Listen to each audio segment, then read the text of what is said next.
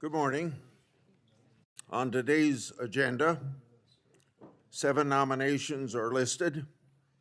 We'll vote today on all 7, including 3 district judges: Nicholas Ganji, Southern District, Texas; David Folks, Western District, Arkansas; Aaron Christian Peterson, District, Alaska. We'll also vote on Darren Smith, Andrew Benson, William Boyle, Richard Price to be U.S. attorneys. I look forward to supporting each of these nominees, and I urge my colleagues to do likewise. The legislation that we call the Clear Path Act is on our agenda for the first time today, and we'll hold it over for further consideration.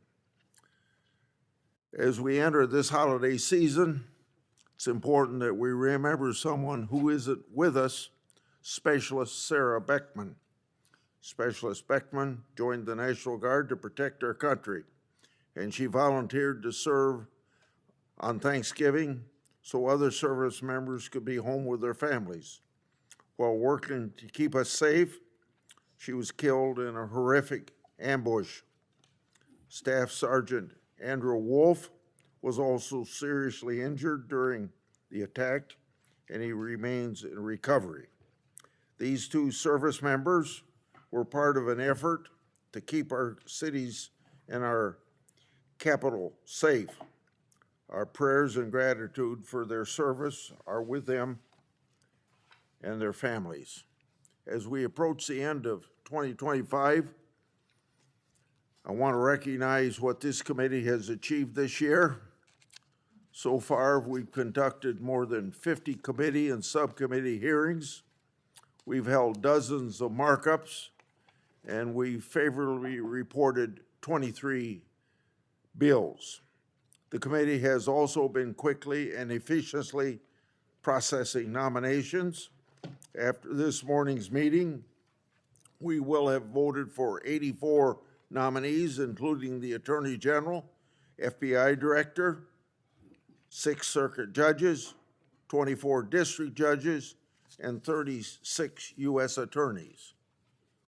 We've advanced judicial nominees as fast as our committee receives them, and we've confirmed more federal judges at this point than President Trump did in his first administration. The Heritage Foundation recently reported that our committee has held hearings for 96% of the judicial nominations it has received, which is higher than any president since 1980. I'd like to process even more judicial nominations, but I'm waiting on the president to get those nominations up here. Likewise, our committee has processed U.S. attorneys quickly and efficiently, despite relentless and unprecedented obstruction by members of the Senate. We've reported more U.S. attorneys out of committee than the Biden administration did at this point, and we're confirming them at roughly the same rate.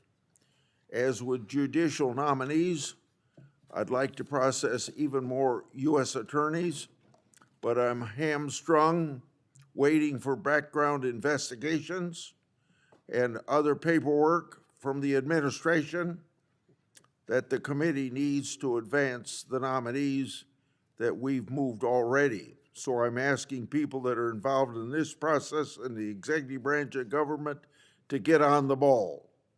In short, the Judiciary Committee has been hard at work advancing quality nominees and getting them to work for the American people. As I have noted before, a recent nonpartisan study found that judges nominated by President Trump have outperformed those of other recent administrations in terms of productivity, quality, and independence. I look forward to that continued trend to advancing more excellent nominees to the committee.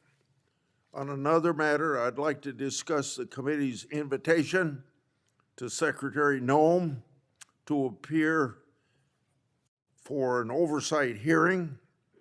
I invited Secretary Nome to testify on December the 2nd, and then again on December the 10th. She declined both invitations. Her department has failed to provide any alternative dates, but I see on Fox News this morning that she's appearing before the House Homeland Security Committee. When's she going to pay attention to the Senate? During her confirmation process, Secretary Nome committed to appearing before this committee when invited. I expect better cooperation from the Secretary very early next year. Next, I want to provide an update on a classified DHS Inspector General report. That report was on covert testing of the TSA's checkpoint security screening at the airports. Originally, DHS restricted access to this report to me as President Pro Tem, Chairman Rand Paul of Homeland Security, and the Speaker of the U.S. House of Representatives. I demanded that committees of jurisdiction in both houses of Congress have access to this report. I've been told that that's been done. That included my Democratic colleague, Ranking Member Durbin, and this entire committee. The Inspector General report raises serious, very serious issues. Because of that, I've asked the Government Accountability Office to conduct a review of the TSA's security screening process. To date, DHS proper has not granted GAO permission of the Inspector General's report. I expect Secretary Nome to iron this out. Lastly, bringing up Arctic frost once again, this week I announced that I've activated and authorized 4 subcommittees as part of my and Senator Johnson's investigation. Starting in January, we'll begin oversight hearings in those subcommittees that will also include at least one full committee hearing on that matter. Now, Senator Durbin. Thank you, Chairman Grassley. President Trump campaigned on the promise of deporting the worst of the worst: rapists, murderers, terrorists, the criminally insane immigrants. In reality, the president has engaged in a lawless, failing mass deportation campaign that has diverted important resources away from drug trafficking, gun violence, and other threats, and put our nation at security risk. This committee needs to hold him accountable. Consider President Trump's extrajudicial killings of alleged drug traffickers. The body count now is amazing. Since September, the administration has carried out at least 22 attacks, killing at least 87 people. The President and Secretary Hegspeth allege they are killing, quote, narco-terrorists, but the administration refuses to provide any evidence of an imminent threat justifying lethal force. If these are actually drug traffickers, law enforcement should stop the boats, confiscate and destroy the drugs, and prosecute the traffickers.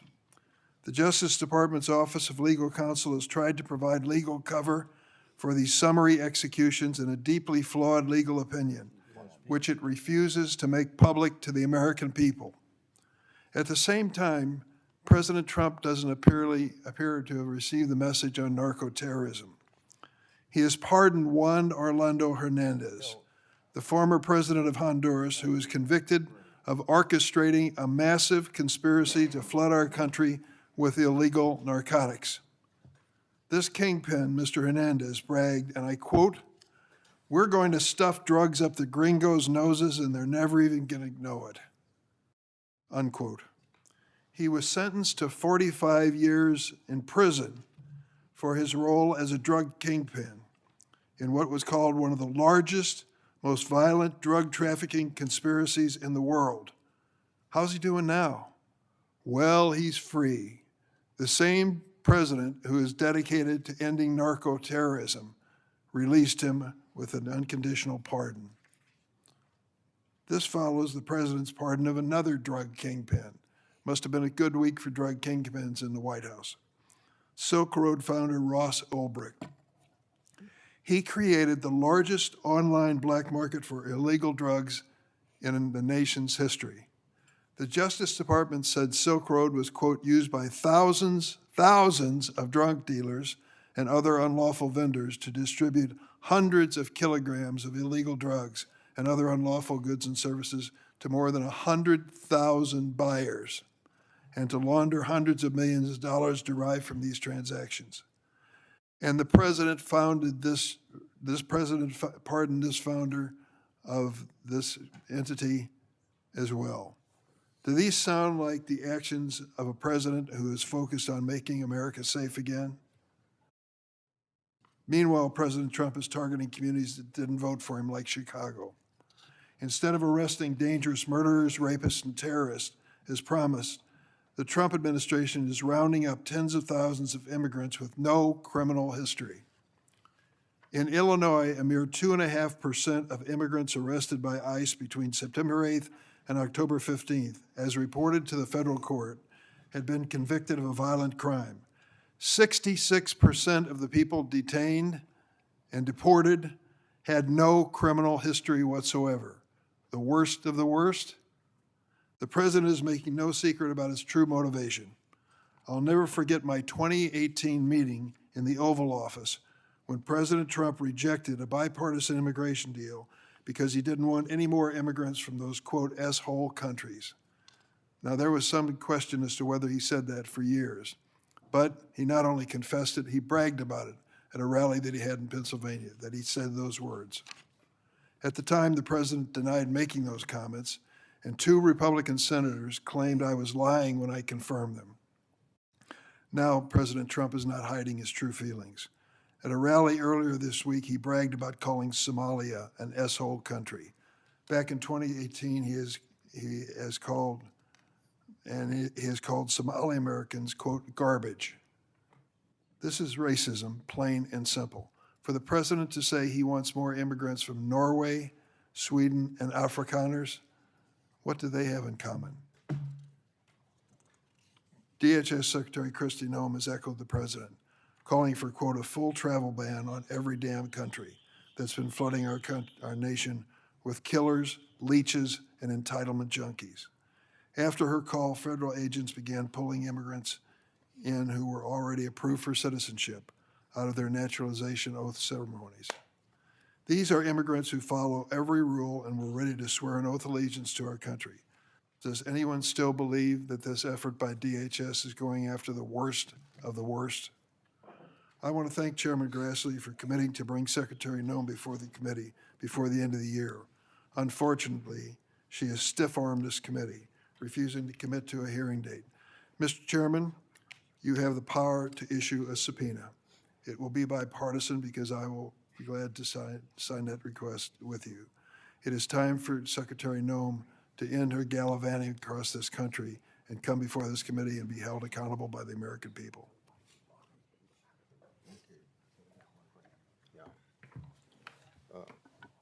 Pardon me, Senator Durbin. Hey, we don't have our people here yet. I hope the Republicans will soon get here because one of our members has to leave pretty soon. And I've asked, Graham and Holly have asked to speak while we're waiting to get everybody here. Go ahead, Senator Graham. Thank you, Mr. Chairman. Yesterday's hearing about the effects of social media, sextortion, and all the other horrible things that are happening on social media sites, particularly young people, is always very moving. So I want to let the committee know a couple things. I've got a letter, I'd like you to all sign on to it if you could, urging the leadership, Senator Thune and Schumer, to, in February, the 30th anniversary of the creation of Section 230, to have a social media week. Senator Blackburn, so many of you have got bills that would help deal with the problem that America is facing in terms of empowering consumers and accountability to the people who push this stuff.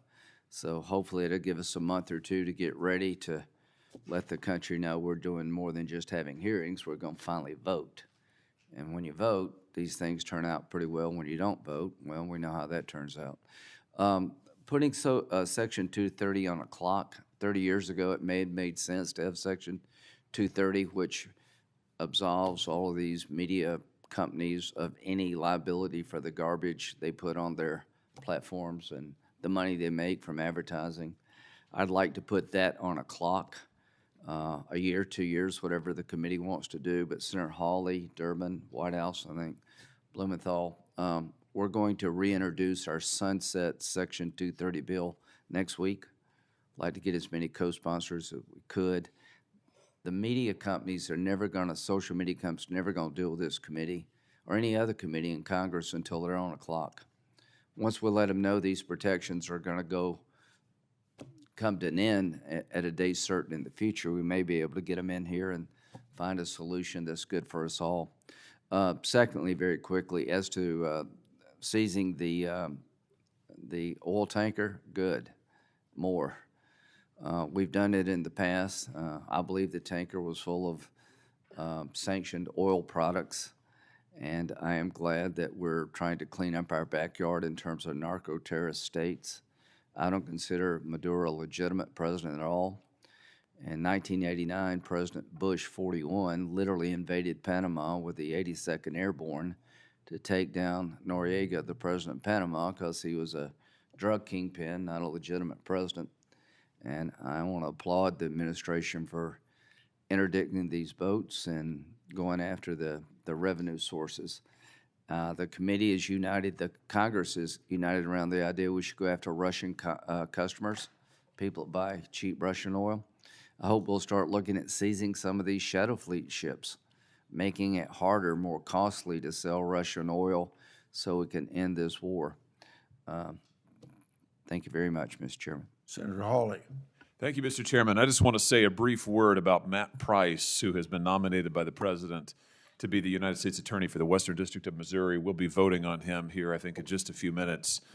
And I just want to say what a fantastic nominee I think he is. In 2 decades, his 2 decades since graduating from law school in St. Louis, Matt has experienced the full range of legal practice from the legal academy to representing major companies, and now he's ready to return to his roots as a prosecutor. He started out his career as a Jefferson County prosecutor, local prosecutor in the St. Louis area. Then he joined the St. Louis Circuit Attorney's Office. Then he went on to become an assistant United States attorney. So he's been a local prosecutor. He has been a federal prosecutor. He's also worked on the business side of things. The litigators on this committee and former prosecutors on this committee will like this. He has tried personally 20 cases to verdict and has appeared in court personally over 1,700 times. He has led complex prosecutions based on vast investigations and cooperation between as many different as 10 different state and federal agencies. He understands how to keep the people of Missouri safe, which is going to be his #1 priority. He knows how to lead the U.S. Attorney's Office. He was an AUSA for 5 years. He knows how to invest in the next generation of federal prosecutors to make sure that we continue our recruitment, our retention, and keep morale high and remain the best prosecutors, keep getting the best prosecutors in the country to come and serve as AUSAs. He's active in his community. He volunteers with the Knights of Columbus. He's a leader in the local legal community. And I'll just say in short, Mr. Chairman, he's a model of public service. He's been a terrific prosecutor. I know he'll do a great job again, this time as the U.S. Attorney for the Western District. Thank you. Before I call on Senator Whitehouse, I'm asking Senator Cruz, Senator Kennedy, and Senator Britt, Senator Moody to get here soon because we're not going to have enough Republicans soon if we don't have everybody here. Senator Whitehouse. I won't be long, Mr. Chairman. I just want to associate myself with Senator Graham's remarks with regard to, at long last, proceeding to file a bipartisan Section 230 repeal. We've been working on that for a long time, and I think it's time now to make the decision, and people in this committee who want to join the bipartisan bill can join, and people who don't want to, they don't have to, but waiting any longer I don't think serves any useful purpose. So I thank Senator Graham for proceeding that way, and I also would like to endorse his view that taking a good hard look at Russia's shadow fleet and seizing some of those vessels would be a very serious way to push towards actual peace in Ukraine. Senator Durbin. Mr. Chairman, since we're waiting for members to arrive, I'd like to make a comment about the U.S. Attorney nominee for the District of Wyoming. I just listened to the senator from Missouri tell us about the record of Richard Price, which included 20 cases tried to verdict, Assistant USA for more than 5 years. In contrast, Darren Smith, I commend all my colleagues to take a good look at the nomination record which has been brought before us. Mr. Smith in Wyoming is not remotely qualified to be a U.S. attorney. He has no criminal or federal court experience, nor has he ever tried a case to verdict, judgment, or final decision. We asked him to list significant legislation he'd been involved in. He left it blank. He can't name one case. This nomination makes a mockery of the nomination process. Apparently, his only qualification is his loyalty to MAGA orthodoxy. He just happened to be on the Capitol grounds on January 6th. As my colleagues remember, a violent mob assaulted police officers, destroyed government property, and attempted to thwart our democratic process. Mr. Smith baselessly claimed that hundreds of Capitol police officers who risked their lives that day were guilty of, quote, massive incompetence. Those are his words. Without evidence, he claimed that rioters who breached the Capitol were the victims of entrapment. Mr. Smith has stood by his radical, dangerous claim that Vice President Pence should not have certified the results in the 2020 election because there were, quote, imperfections in the process. Mr. Smith also falsely claimed the FBI agents who interviewed him regarding his presence at the Capitol were sent by former Representative Liz Cheney and her goons after he demanded she be censured by the Wyoming Republican Party. I'm also concerned that Mr. Smith will not enforce federal laws if confirmed. Alarmingly, he told the committee the Supreme Court's holding in Bostock that LGBTQ plus employees are protected against discrimination under the Civil Rights Act of 1964 was wrongly decided.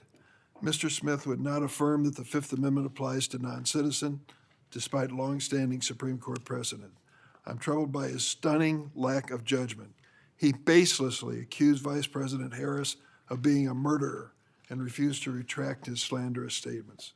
He attacked Republican senators for finding credible sexual assault allegations made by multiple women against Alabama Republican Senate candidate Roy Moore, and claimed again without evidence the allegations were, quote, probably false. I urge my colleagues, for goodness sakes, there's got to be some standard of qualification to give this kind of power to an individual who has no background, none whatsoever, when it comes to criminal or federal court experience. There's no excuse. Please vote no. Okay. We still need at least one more Republican.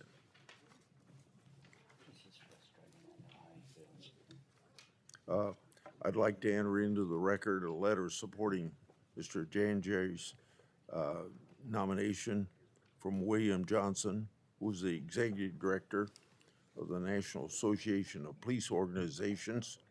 Mr. Johnson, writing on behalf of approximately 250,000 law enforcement officers nationwide, praised Mr. Janjay's work prosecuting organized crime and other things. And now that we have everybody here, I'm going to call the roll. I'll put the rest of the statement in the record. We now have the nomination of David Clay Folks, Western District of Arkansas District Judge. Unfavorably reporting the nomination, the clerk will call the roll. Mr. Grant. Aye. Mr. Cornyn. Aye. Mr. Lee. Aye. Mr. Cruz. Aye. Mr. Hawley. Mr. Tillis. Aye. Mr. Kennedy. Mrs. Blackburn. Aye. Mr. Schmidt. Mrs. Britt. Aye. Mrs. Moody. Aye by proxy. Mr. Durbin. Aye. Mr. Whitehouse. Aye. Ms. Klobuchar. Aye by proxy. Aye by proxy? Mr. Coons. No by proxy? Mr. Blumenthal. No. Ms. Hirono. No by proxy? Mr. Booker. No by proxy? Mr. Padilla. No. Mr. Welch. No. Mr. Schiff. No by proxy. Chairman Grassley. Aye. On this vote, the ayes are 15, the nays are 7. Nomination will be favorably reported. Now we have Nicholas John Ganjay to serve as District Judge, Southern District of Texas. Call the roll. Clerk. Mr. Graham. Aye. Mr. Cornish. Aye. Mr. Lee. Aye. Mr. Cruz. Aye. Mr. Hawley. Mr. Tillis. Mr. Kennedy. Mrs. Blackburn. Mr. Schmidt. Mrs. Britt. Mrs. Moody. Aye by proxy. Mr. Durbin. Nope. Mr. Whitehouse. Nope. Ms. Klobuchar. No by proxy. Mr. Coons. No by proxy. Mr. Blumenthal. No. Ms. Hirono. No by proxy. Mr. Booker. No by proxy. Mr. Padilla. No. Mr. Welch. Mr. Schiff. No by proxy. Chairman Grassley. Aye. On this vote, the ayes are 12, the nays are 10. The nomination will be favorably reported. Now we're going to go to the nomination of Aaron Christian Peterson, District of Alaska District Judge. Clerk will call the roll. Mr. Graham. Aye. Mr. Cornish. Aye. Mr. Lee. Aye. Mr. Cruz. Aye. Mr. Hawley. Aye. Mr. Tillis. Mr. Kennedy. Mrs. Blackburn. Mr. Schmidt. Mrs. Britt. Mrs. Moody. Mr. Durbin. Aye. Mr. Whitehouse. Aye. Ms. Klobuchar. No by proxy. Mr. Coons. No by proxy. Mr. Blumenthal. No. Ms. Hirono. No by proxy. Mr. Booker. No by proxy. Mr. Padilla. No. Mr. Welch. Mr. Schiff. No by proxy. Chairman Grassley. Aye. On this vote, the ayes are 14, the nays are 8. The nomination will be reported to the floor. Now we go to Andrew Benson, U.S. Attorney, Maine. Clerk will call the roll. Mr. Graham. Aye. Mr. Cornish. Aye. Mr. Lee. Aye. Mr. Cruz. Aye. Mr. Hawley. Mr. Tillis. Mr. Kennedy. Mrs. Blackburn. Mr. Schmidt. Mrs. Britt. Mrs. Moody. Mr. Durbin. Aye. Mr. Whitehouse. Aye. Ms. Klobuchar. Aye by proxy. Mr. Coons. Aye by proxy. Mr. Blumenthal. No. Ms. Hirono. Aye by proxy. Mr. Booker. Aye by proxy. No by proxy, I'm sorry. Mr. Padilla. Aye. Mr. Welch. Mr. Schiff. No by proxy. Chairman Grassley. Aye. On this vote, the ayes are 19, the nays are 3. Okay, the nomination will be reported to the floor. Now we go to William Boyle, Eastern District, North Carolina. Clerk will call the roll. Mr. Graham. Aye. Mr. Cornish. Aye. Mr. Lee. Aye. Mr. Cruz. Aye. Mr. Hawley. Mr. Tillis. Mr. Kennedy. Mrs. Blackburn. Mr. Schmidt. Mrs. Britt. Mrs. Moody. Mr. Durbin. No. Mr. Whitehouse. No. Ms. Klobuchar. No by proxy. Mr. Coons. No by proxy. Mr. Blumenthal. No. Ms. Hirono. No by proxy. Mr. Booker. No by proxy. Mr. Padilla. No by proxy. Mr. Welch. Mr. Schiff. No by proxy. Chairman Grassley. Aye. On this vote, the ayes are 12, the nays are 10. Mr. Boyle will be reported to the floor. Now we have Richard Price, Western District, Missouri, U.S. Attorney. Clerk will call the roll. Mr. Graham. Aye. Mr. Cornish. Aye. Mr. Lee. Aye. Mr. Cruz. Aye. Mr. Hawley. Mr. Tillis. Aye. Mr. Kennedy. Mrs. Blackburn. Mr. Schmidt. Mrs. Britt. Mrs. Moody. Mr. Durbin. No. Mr. Whitehouse. No. Ms. Klobuchar. No by proxy. Mr. Coons. No by proxy. Mr. Blumenthal. No. Ms. Hirono. No by proxy. Mr. Booker. No by proxy. Mr. Padilla. No by proxy. Mr. Welch. No. Mr. Schiff. No by proxy. Chairman Grassley. Aye. On this vote, the ayes are 12, the nays Richard Price will be reported to the floor. Now we have the last one, Darren Smith, Mr. U.S. Chairman. Attorney, District of Wyoming. Mr. Chairman, What? I'd like to make a statement about this nominee. Yes, please go ahead. Thank you very much, Mr. Chairman.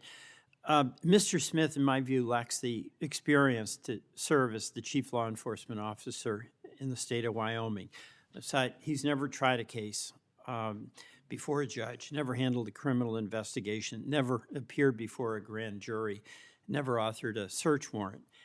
But I'm especially alarmed about his role in January 6th.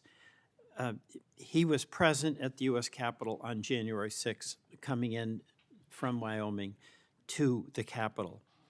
The committee already rejected the nomination of Ed Martin to serve as U.S. Attorney for the District of Columbia due to his ties to January 6th and other things. And of course, it's really shocking to me that we're in the process of forgetting that 150 officers were injured that day. We're rewriting history about January 6th. It was absolutely horrible. People attacked police officers. And now we're considering the nomination of an individual who was involved in the activities of that day. Not that I'm accusing him of being one of the assailants, and he didn't go into the Capitol, but he was here in support. And here are some of the things he said. This is his words, that everyone who received criminal charges related to January 6th should be pardoned. I categorically reject that cop beaters should be pardoned. That includes folks who, as I mentioned, beat police officers with sticks, clubs, shot bear spray at them, or tried to stab them with flagpoles. And of those police officers, Mr. Smith said they were guilty of, quote, massive incompetence. The people who protected us, he said, were guilty of massive incompetence. I mean, seriously, what are we doing? And afterwards, Mr. Smith said, and these are, again, his words, it was so obvious what was going down. We all had set up entrapment from the get-go. So he's blaming the police officers for what the assailants did. Every one of us, my view, should condemn that language. So his lack of experience, his words in support of January 6th are disqualifying for him to serve as U.S. Attorney.